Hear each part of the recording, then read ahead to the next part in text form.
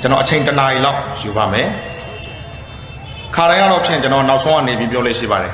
နောက်ဆုံးကနေတယ်ဆိုတာကတကယ်တမ်းကတော့ကျွန်တော်တို့ကစာပေအစဉ်လာရဝါရတဘာရဆိုရင်ငယ်တဲ့သူကရှေ့ရတဲ့ပိသက်ပေါ်မှာလွှမ်းမိုးနိုင်တဲ့ဝါတဘာရင်းနဲ့ဆရာကြီးကနောက်ဆုံးကနေဒီလိုပြောလို့ရှိပါတယ်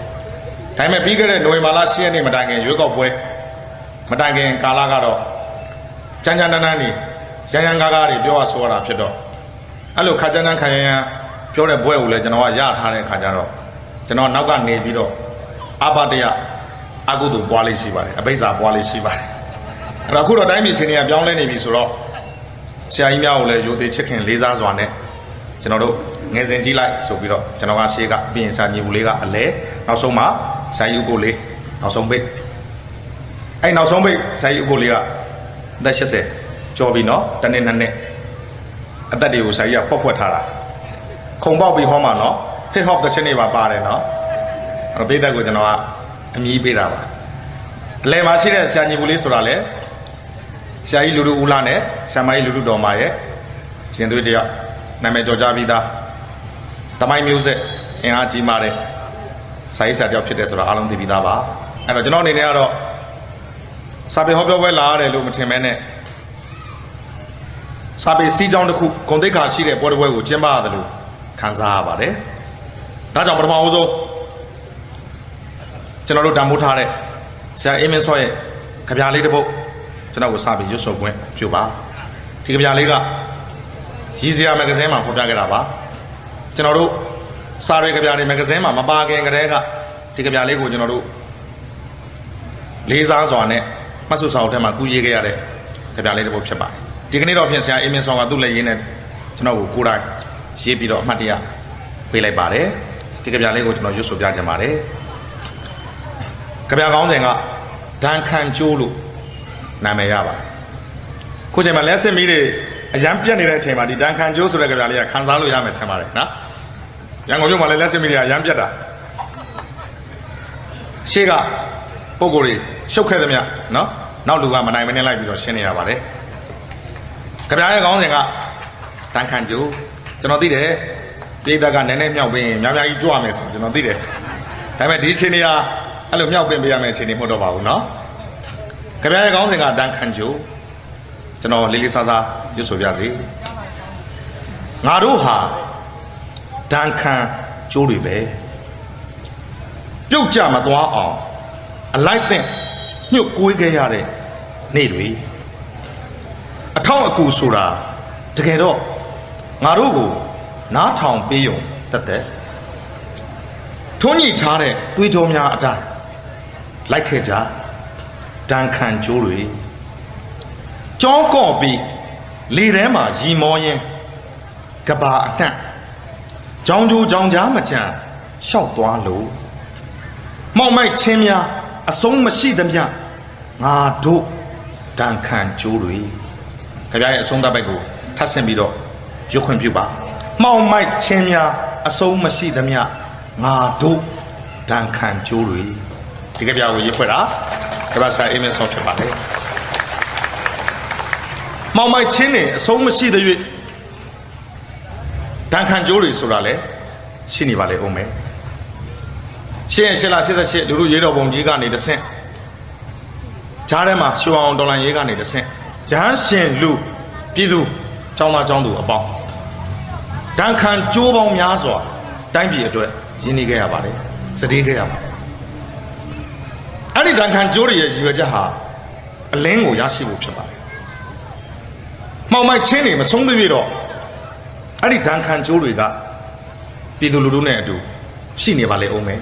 ဒါဟာအဲ့ရပေါ်မှာလဲလဲအောင်နေရတဲ့စာပေအနုပညာသမားတယောက်ရဲ့ဘယ်တော့မှလက်မထောက်ဒုမထောက်လက်မမြောက်တဲ့ရဲရဲတောက်တဲ့သွေးနဲ့ရေးတဲ့ကြပြတစ်ပုဒ်ဖြစ်ပါတယ်1990ကျော်တဝိုက်ကရေးခဲ့တဲ့ကြပြပါအဲ့တော့ကျွန်တော်လေးစားတဲ့ချစ်ခင်တဲ့ဆရာအေးမင်းစောရဲ့မြို့ကလေးဒီမြို့ကလေးမှာပြောခွင့်ရတဲ့အတွက်သူပဲဝန်တာတယ်ဒီကနေ့ကျွန်တော်ပေးထားတဲ့ခေါင်းစဉ်အလိုရှိတဲ့လူငယ်တွေနဲ့ပတ်သက်လို့ကျွန်တော်ပြောချင်ပါတယ်လူငယ်တွေနဲ့ပတ်သက်ပြီးပြောအောင်မင်းကဘယ်လောက်ထိပြောရင်းဆိုခွင့်ရှိလို့လဲလို့မေးခွန်းထုတ်လို့ရနိုင်ပါလိမ့်မယ် ဒါပေမဲ့ကျွန်တော်ကအဲ့ဒါကိုပြန်မဖြေရှင်းတော့ဘဲနဲ့ကျွန်တော်ရဲ့ဆွေးနွေးချက်မှာကျွန်တော်ထားရှိတဲ့စေတနာကိုမြင်ရင်ကျွန်တော်ဘာကိုရည်ရွယ်ပြီးပြောတယ်ဆိုတာသိနိုင်ပါလိမ့်မယ်ကျွန်တော်အသက်ဒီကနေ့40ကျော်ခဲ့ပါပြီတိုင်းပြည်ရဲ့အဆအဆအရာရာယူရင်းပျက်စီးနေတဲ့အခြေအနေကိုပြန်လဲထောက်မှကဲတင်ပေးမဲ့သူဟာဒေါအောင်ဆန်းစုကြည်ပဲဆိုတာတနိုင်ငံလုံးကယုံကြည်ထားပါတယ်ဒီကနေ့နိုင်ငံတော်သမ္မတကြီးဦးထင်ကျော်သူတို့တငယ်ချင်းမောင်နှမနှစ်ယောက်တယောက်ကဗိုလ်ချုပ်အောင်ဆန်းရဲ့သမီးတယောက်ကကြပြဆရာကြီးမင်းတို့ဝင်ရတာအသက်အရွယ်ကြီးလိုက်တော့ဒေါအောင်ဆန်းစုကြည်ကသမ္မတကြီးထက်တစ်နှစ်တစ်လတစ်ရက်ကြီးတယ်လို့သိရတယ်ငယ်တငယ်ချင်းတွေဖြစ်မယ်ရင်းနှီးတဲ့သူတွေဖြစ်မယ်59စာလုံးရပုံမှန်59စာလုံးရတိုင်းပြည်မှာဒေါအောင်ဆန်းစုကြည်ကသမ္မတလုပ်ခွင့်မရရှာဘူးဒီအတွက်နိုင်ငံတော်သမ္မတရာထူးကိုဦးထင်ကျော်ကိုပေးတယ်သူကတော့နိုင်ငံတော်အတိုင်ပင်ခံပုဂ္ဂိုလ်အနေနဲ့ရပ်တည်ပြီးတော့နေထိုင်တယ်ဒါပေမဲ့နိုင်ငံတော်ရဲ့ခေါင်းဆောင်တွေကိုဆင်လိုက်တဲ့အခါမှာသမ္မတကြီးဦးထင်ကျော်ကနံပါတ်1ဒေါအောင်ဆန်းစုကြည်ကနံပါတ်2ဖြစ်ပါတယ်နံပါတ်3နဲ့နံပါတ်4ကတော့ဒုတိယသမ္မတ2ယောက်ပေါ့နံပါတ်3နဲ့နံပါတ်4ဒုတိယသမ္မတ2ယောက်ဖြစ်မယ်ဒုတိယသမ္မတ1ကနံပါတ်3ဒုတိယသမ္မတ2ကနံပါတ်4နံပါတ်5ကပြည်သူ့လွှတ်တော်ဥက္ကဋ္ဌနံပါတ်6ကအမျိုးသားလွှတ်တော်ဥက္ကဋ္ဌနံပါတ်9ကတရားသူကြီးချုပ်နံပါတ်9ကတရားသူကြီးချုပ်ဖြစ်မယ်နံပါတ်10ကကာကွယ်ရေးဦးစီးချုပ်အဲ့တော့ကာကွယ်ရေးဦးစီးချုပ်ဆိုတာအစဉ်အရဆိုရင်တရားသူကြီးချုပ်ရဲ့နံပါတ်10ရဲ့အောက်မှာလို့ပြောလို့ရနိုင်ပါလိမ့်အဲ့ဒီအောက်မှာအခြေခံဥပဒေခုံရုံးဥက္ကဋ္ဌနံပါတ်9 protocol လို့ခေါ်တဲ့ပြည်ထောင်စုဖွဲ့စည်းပုံတိဆောက်ပုံယာတူတွေကိုဆင်လိုက်ရင်ဒီသဘောတရားလေးရှိပါတယ်ဒါပေမဲ့နောက်ထပ်ရည်ညွှန်းထားတဲ့အချက်တွေရှိပါတယ်အဲ့ဒီပုံကိုယ်တွေဟာဒုတိယသမ္မတအဆင့်နဲ့အတူတူပဲဆိုတဲ့ရည်ညွှန်းချက်တွေရှိပါတယ်ပြည်သူ့လွှတ်တော်ဥက္ကဋ္ဌကနေစပြီးတော့နောက်အခုကျွန်တော်ပြောသွားတဲ့အခြေခံဥပဒေခုံရုံးဥက္ကဋ္ဌအထိဒီလူတွေဟာဒုတိယသမ္မတအဆင့်နဲ့တူတဲ့ယာတူအဆင့်တိုင်းကိုရရှိကြမယ်အဲ့တော့နိုင်ငံတော်ကိုဥဆောင်မှာဟာနိုင်ငံတော်သမ္မတဖြစ်ပါတယ်အဲ့ဒီမှာမှဒေါအောင်ဆန်းစုကြည်ဟာနိုင်ငံတော်ရဲ့အတိုင်ပင်ခံပုဂ္ဂိုလ်အနေနဲ့ဒုတိယမြောက်နေရာမှာတင်းတင်းတဲတဲရှိနေပါတယ်အဲ့တော့အခြေအနေတွေကြားထဲကနေပြီးတော့အလှပဆုံးဖြစ်အောင်အသိမ်မွေဆုံးဖြစ်အောင်ဒီအခြေအနေကိုဆောင်ရွက်ခဲ့ရတာဖြစ်ပါတယ်ဝင်းသာစရာကောင်းတယ်အားရစရာကောင်းတယ်စာပေဟောပြောပွဲဆင်မြင့်နောက်ကိုကြည့်လိုက်တော့ပညာပန်းစာကြည့်တတ်ထင်ရှားကြော်ကြားတဲ့စာရေးဆရာကဗျာဆရာတွေရှိတဲ့မြို့လည်းဖြစ်တယ်နိုင်ငံတော်ကိုဥဆောင်မဲ့နိုင်ငံတော်သမ္မတကသူကိုယ်တိုင်ကစာရေးဆရာဖြစ်နေတယ်ဒလပန်းလို့နာမည်ရတဲ့ခလောင်နာမည်နဲ့စာရေးပါတယ်သူ့ရဲ့ငယ်နာမည်ကဒလပန်းလို့ခေါ်လိုက်မှထင်တယ်စာတာထဲမှာရေးတဲ့နာမည်ကဗျာစာကြီးမင်းတို့ဝင်ရတာမွန်သူရဲကောင်းတယောက်ရဲ့နာမည်ဒလပန်းတာဝင်းမှုနဲ့ရေးတယ်စာတာထဲမှာတော့တာဝင်းမှုနဲ့ရေးတယ်လို့ကျွန်တော်တို့သိရပါတယ်ခလောင်နာမည်ယူတော့ဦးလေးဦးထင်ကျော်ကဓာတ်တွေနဲ့ယူလိုက်ပါတယ်ဒလပန်းဆိုပြီးတော့နိုင်ငံတော်ကိုဥဆောင်နေတဲ့သူကိုတိုင်ကစာရေးဆရာတယောက်နိုင်ငံတော်ရဲ့အတိုင်ပင်ခံပုဂ္ဂိုလ်ဆိုပြီးတော့ရှိနေတဲ့ဒေါအောင်ဆန်းစုကြည်ကလည်းကဘာကျော်တဲ့စာရေးဆရာမကြီးတယောက်ဖြစ်ပါတယ်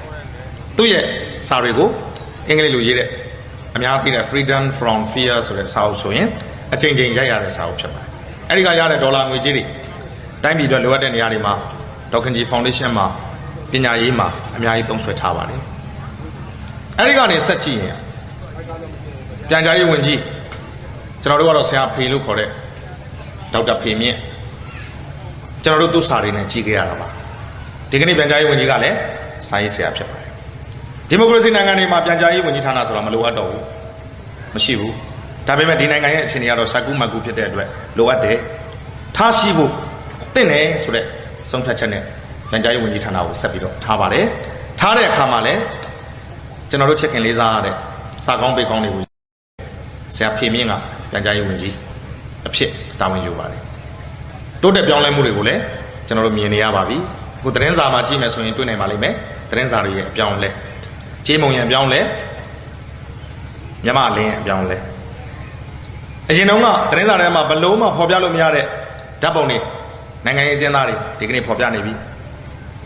နောက်ဆုံးမှပြောမယ်ဆရာကြီးဥက္ကိုလေးအင်းဝကုံကြီးသူ့ရဲ့ကြပြားတွေရှေ့ပိုင်း2ရက်3ရက်ဆက်ပြီးတော့ဖော်ပြခဲ့ပြီးပြီတစ်ချိန်လုံးကအစိုးရကတပုံလို့တတ်မှတ်ထားခြင်းခံရတဲ့စာပေသမားတွေအစိုးရကတပုံလို့ပုံကန်နေတဲ့သူတွေလို့တတ်မှတ်ထားခြင်းခံရတဲ့သူတွေဟာဒီကနေ့ဂုဏ်တည်ရှိတဲ့လူကြီးလူကောင်းတွေအဖြစ်စာပေစင်မြင့်ထံမှာတင့်တယ်နေတာဖြစ်ပါတယ်အဲ့တော့ဒေါက်တာဖေမြင့်ကလည်းစာပေသမားတစ်ယောက်ဖြစ်တယ်စောစောကနံပါတ်9နေရာမှာရှိတဲ့ခြေခံခုံရုံးခြေခံဥပဒေခုံရုံးဥက္ကဋ္ဌဖြစ်တဲ့ဆရာဦးမျိုးညွန့်တရားရေးဝန်ကြီးဌာနမှာညွှန်ကြားရေးမှူးအဆင့်ထိတာဝန်ထမ်းဆောင်ခဲ့တယ်အခုခုံရုံးဥက္ကဋ္ဌအဖြစ်ဆက်လက်ပြီးတာဝန်ထမ်းဆောင်လူနာမည်ကတော့ဦးမျိုးညွန့်ယာရုကတော့တရားရေးဌာနမှာညွှန်ကြားရေးမှူးဒါပေမဲ့အဲ့ဒီနာမည်တွေထက်ပိုပြီးစိတ်ဝင်စားကြတာသူ့ရဲ့ကလောင်နာမည်သူ့ရဲ့ကလောင်နာမည်ကမြတ်သင်းလို့ခေါ်ပါတယ်ဝတ္ထုတိုကောင်းပေါင်းများစွာကိုရေးတဲ့ဆရာမြတ်သင်းပါကျွန်တော်အခွေတွေကိုနားထောင်မှုတဲ့ပြည်သက်ဆိုရင်သိနိုင်ပါလိမ့်မယ်ဆရာမြတ်သင်းရဲ့စရေးအောဆိုတဲ့ဝတ္ထုတစ်ပုဒ်ကိုကျွန်တော်ကြာနာပြောခဲ့ပူပါတယ်အဲ့ဒီဝတ္ထုရဲ့ပိုင်ရှင်ဟာခုံရုံးဥက္ကဋ္ဌဖြစ်တဲ့ဆရာမြတ်သင်းရဲ့ဝတ္ထုဖြစ်ပါတယ်လိုတိုရှင်းပြောချင်တာကဒီကနေ့တိုင်းပြည်ရဲ့ authors of governor status လို့ပြောလို့ရမယ် authors စာပေသမားများ governor status အစိုးရရဲ့အဆင့်တန်းအနေအထားကနေပြီးတော့တိုင်းပြည်ကိုစီမံခန့်ခွဲမဲ့သူတွေဟာစာပေသမားတွေဖြစ်နေပါတယ် authors of governor status အဲ့ဒီအခြေအနေကိုအဲ့ဒီ level မှာရပ်တည်နေတဲ့သူတွေဟာထင်ရှားတဲ့စာပေသမားတွေဖြစ်ပါတယ်ခေါင်းကဆရာဦးဝင်းဖေဒုတိယဥက္ကဋ္ဌဖြစ်တဲ့ဝင်းဖေအဖွဲ့မှာစကားပြောတယ်ဂျွန်ရစကင်းရဲ့စကားတွေသိပ္ပံပညာကိုထင်သိနေရင်စာပေကိုထင်သိနေရင်လောကသဘာဝဓမ္မတွေကိုထင်သိနေရင်အဲ့ဒီနိုင်ငံတစ်နိုင်ငံဘယ်တော့မှမတိုးတက်ဘူးဒါဂျွန်ရစကင်းပြောတဲ့စကားတိထက်ပိုရှင်းတဲ့စကားလေးတစ်ခုရှိတယ်ဂျွန်ရစကင်းပြောခဲ့တာပဲဟေးမင်းတို့ဆွတ်လုံးမနေနဲ့ကွာဆွတ်လုံးမနေနဲ့ကွာပြက်နေတဲ့ခစ်ထဲမှာဘယ်သူမှစာမဖတ်ဘူးပြက်နေတဲ့ခစ်ထဲမှာဘယ်သူမှစာမဖတ်ဘူးတဲ့ကျွန်တော်တို့ကနှစ်ပေါင်း90ကျော်လုံးပြက်နေတဲ့ခစ်ကြီးကိုဖြတ်တန်းခဲ့ရတဲ့စာပေသမားခစ်ကြီးပြက်နေတာကိုသိရတဲ့စာပေဟောပြောပွဲတွေဇွတ်လုပ်ခဲ့ရပါတယ်လူတို့ပြည်သားစာပေနဲ့ဝေးမှန်သိပေမဲ့မြစ်ကိုဆန်ကူးတဲ့ငါးတွေလိုပဲကျွန်တော်တို့စူးစမ်းခဲ့ရပါတယ်ထိုင်နေလို့တော့ဘာမှဖြစ်မလာဘူးထသွားမှခီးရောက်မယ်ဆိုတဲ့စိတ်မျိုးနဲ့ကျွန်တော်တို့လုပ်ခဲ့ရပါတယ်ဒါပေမဲ့ဂျွန်ရစကင်းရဲ့စကားကရှင်းတယ်ပြက်နေတဲ့ခစ်ထဲမှာဘယ်သူမှစာမဖတ်ဘူးတကယ်တော့ကျွန်တော်တို့ကမှပြက်နေတဲ့ခစ်ကိုကောင်းအောင်အရင်ပြင်ရမှာဖြစ်ပါတယ်အဲ့ဒီခစ်ကြီးကောင်းလာပြီဆိုရင်စာဖတ်တဲ့သူတွေကစာမဖတ်တဲ့သူတွေထက်တာလွန်တယ်ဆိုတဲ့အချက်ကိုလူထုပြည်သက်ကသိလာတာနဲ့အမျှစာဖတ်ပါလို့တိုက်တွန်းစရာမလိုအောင်ပြောင်းလဲလာမှာဖြစ်ပါတယ်ဒီအခြေအနေရဲ့အစသည်ဒီကနေ့အစိုးရအဖွဲ့ရဲ့အပြောင်းလဲပဲဖြစ်ပါတယ်ဒါကြောင့်စကုမြို့မှာရှိတဲ့လူငယ်လူရွယ်တွေကိုကျွန်တော်ကပန်ကြားလိုတာကဒီကနေ့ခေတ်ဟာအသိဉာဏ်ပညာနည်းတဲ့သူတွေတိုင်းပြည်ကိုဥဆောင်တဲ့ခေတ်မဟုတ်တော့ပါဘူးစာပေအသိပညာနဲ့ရင့်ကျက်မှုနဲ့ရသကိုကောင်းကောင်းခံစားနားလည်နိုင်တဲ့သူတွေဥဆောင်တဲ့ခေတ်ကိုရောက်နေပါပြီဒါကြောင့်လူငယ်တွေဘက်ကအသင့်ပြင်ထားစေချင်ပါတယ်အုံနောက်ကိုဖွင့်ထားစေချင်ပါတယ်နှလုံးသားတကားတွေကိုလှစ်ဟထားစေချင်ပါတယ်တိုင်းပြည်ရဲ့အနာဂတ်အတွက်ငါတို့ပါဝင်ရလိမ့်မယ်အဲ့ဒါလိုပါဝင်ဖို့အတွက်ငါတို့ဟာရင့်ကျက်တဲ့လူငယ်တွေဖြစ်ရလိမ့်မယ်ရင့်ကျက်တဲ့လူငယ်တွေဖြစ်ဖို့အတွက်နီလန်တလန်းပဲရှိတယ်အဲ့ဒါကတော့စာဖတ်ခြင်းပဲဖြစ်ပါတယ်ဒီကနေ့ကျွန်တော်အဲ့ဒီအကြောင်းအရာကိုပြောဆိုဆွေးနွေးကြတာဖြစ်ပါတယ်အလိုရှိတဲ့လူငယ်တစ်ချိန်လုံးကလူငယ်တွေကိုအလိုရှိခဲ့တယ်ဘယ်ကအလိုရှိခဲ့တာလဲဆိုတော့အင်းစိန်ထောင်ကအလိုရှိခဲ့တာဖြစ်ပါတယ်ဒီကနေ့တိုင်းပြည်ကလူငယ်တွေကိုအလိုရှိနေပြီဒီကနေ့လူငယ်တွေကိုအလိုရှိတာကတော့အင်းစိန်ထောင်မဟုတ်တော့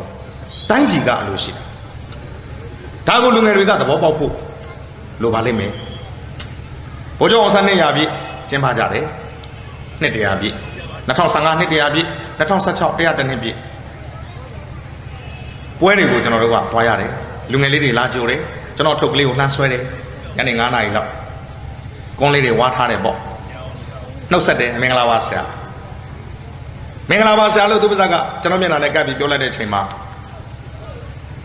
အနံလေးတစ်နန်းကကျွန်တော်နှာခေါင်းဝါကိုဝဲလာတယ်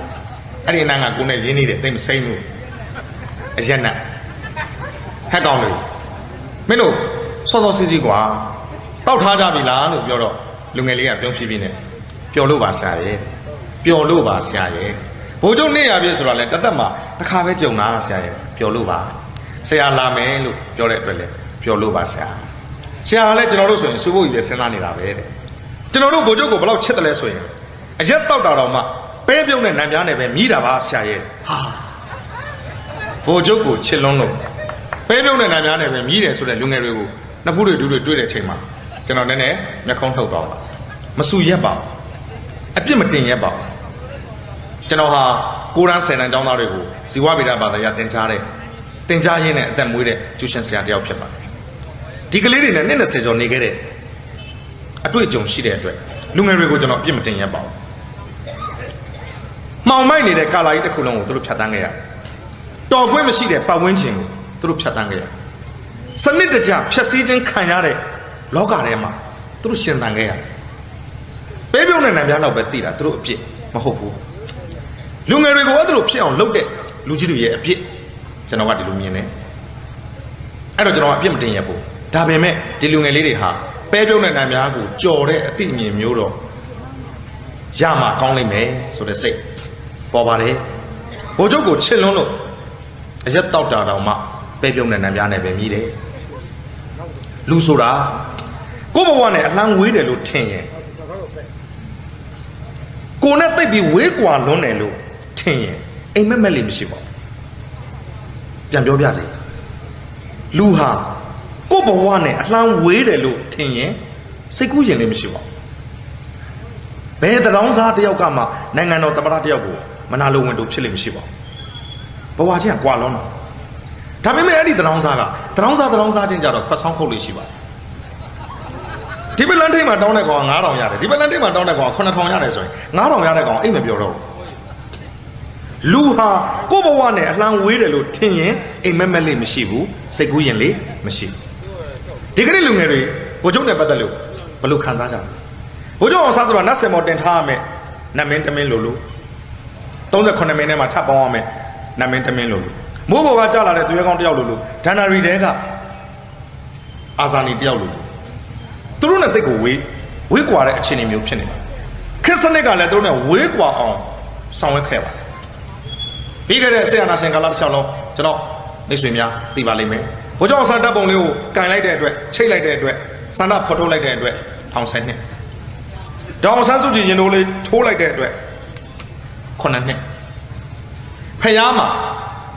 နေကျေကျုပ်ကြခံနေရတဲ့ဒေါအောင်ဆန်းစုကြည်အတွက်ဆိုပြီးရည်စူးပြီးငွေ300လူတဲ့အဖွားကြီးတယောက်1300နှစ်ကြပါတယ်ခေါ်ဘက်ကလူကြီးရဲ့ကောင်းမှုကြောင့်နေကျေကျုပ်ကြခံနေရတဲ့ဒေါအောင်ဆန်းစုကြည်အတွက်လာရောက်လူတန်းသူကတော့အော်ဟစ်ပြီးတော့လူတန်းလိုက်1300နှစ်ကြာတယ်ကျောင်းဆရာတယောက်ဘိုးကျောင်းဆိုင်ရဲ့မွေးနေ့မှာကြပြလင်္ကာဆက်ဆူပြိုင်ပွဲကျင်းပပညာရေးမှုကသိတော့မူလာလန်းကျောင်းဘွားကနေယာရုလျှော့ပြီးတော့ကြီးလက်တော့ရလေးတယောက်ကိုပို့လိုက်တယ်ကျောင်းဆရာဘွားကမဆော့လောက်နိုင်တဲ့အတွက်အဲ့ဒီပညာရေးလှုပ်သားကြီးဖြစ်တဲ့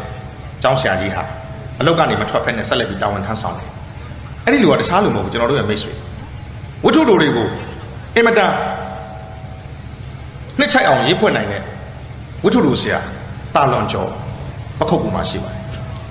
ဘိုးတော်ဆိုင်ရဲ့မွေးနေ့မှာကြပြလင်္ကာဆက်ဆူပြိုင်ပွဲကျင်းပပေးမိတဲ့အတွက်ပြစ်ဒဏ်ခံရတယ်အဲ့တော့ဘိုးတော်ဆိုင်နဲ့ပတ်သက်ရင်ဒီလိုအမောင်တိုက်အမိုက်တိုက်ဖြစ်အောင်ဆောင်းခဲ့ကြတယ်အံ့ဩစရာတော့ကောင်းတယ်ကလုံဦးစောကတစ်ကြိမ်လောက်ကြံတယ်ကလုံဦးစောဦးဆောင်တဲ့အပေါင်းပါတစ်ကြိမ်လောက်ကြံတယ်နောက်ထပ်ဆေးအာနာရှင်အဆက်ဆက်အချိန်ပေါင်းများစွာထပ်မှန်ပြီးတော့လောက်ကြံခဲ့တယ်ဘိုးကျောင်းအောင်ဆန်းအံ့ဩစရာကောင်းတာပါလေလောက်ကြံခံရတဲ့ဘိုးကျောင်းအောင်ဆန်းဒီကနေ့ထိမသေးဘူးလူသေးပေမဲ့နာမည်ကုန်တဲ့မသေးဘူးတမိုင်းမသေးဘူးလောက်ကြံတဲ့သူတွေသာလူမသေးခင်ကတည်းကတမိုင်းသေးတဲ့လူတွေအဖြစ်ရှက်ရွံ့စွာဖြတ်တန်းနေကြရှာတယ်လောကရဲ့သဘောဓမ္မရဲ့သဘောကိုမသိတဲ့သူတွေအဲ့တော့ကျွန်တော်ကလူငယ်တွေကိုပြောချင်လာတယ်လူဆိုတာကိုယ်နဲ့အလန်းဝင်းရင်အိမ်မက်မက်လေးမရှိဘူးဘိုးကျောင်းအောင်ဆန်းဟာကျွန်တော်တို့နဲ့အလှမ်းမဝေးဘူးဆိုတာကိုကျွန်တော်ကပြောချင်တယ်ကျွန်တော်ရှေ့မှာပြောခဲ့တဲ့စာရေးစာတွေရှိတယ်ဘိုးကျောင်းအောင်ဆန်းနဲ့ပတ်သက်လို့အများကြီးပြောခဲ့ကြတယ်တချို့ဆိုပြည်သက်ကပြည်သက်စစ်တော်မဟုတ်ဘူးပေါ့လေစာရေးစာတွေကိုမကြည်လင်တဲ့မျက်လုံးမျိုးနဲ့ကြည်တတ်တဲ့ပုံကောင်များပေါ့ဘိုးကျောင်းအောင်ဆန်းနဲ့လှုပ်ရှားနေတာခုထိမပြီးသေးဘူးလားတဲ့ဒါမျိုးတွေပြောကြတယ်ဒီကနေ့ကျွန်တော်ဘိုးကျောင်းအောင်ဆန်းအကြောင်းကိုပြောမှာဖြစ်ပါတယ်သို့တော့တခြားသော ရှုထောင့်များနဲ့မတူတဲ့အမြင်လေးတစ်ခုနဲ့ပြောစရာရှိလာလို့ပြောရေးဆိုတတ်ရှိတယ်လို့ယူဆလို့ကျွန်တော်ပြောလို့ခြင်း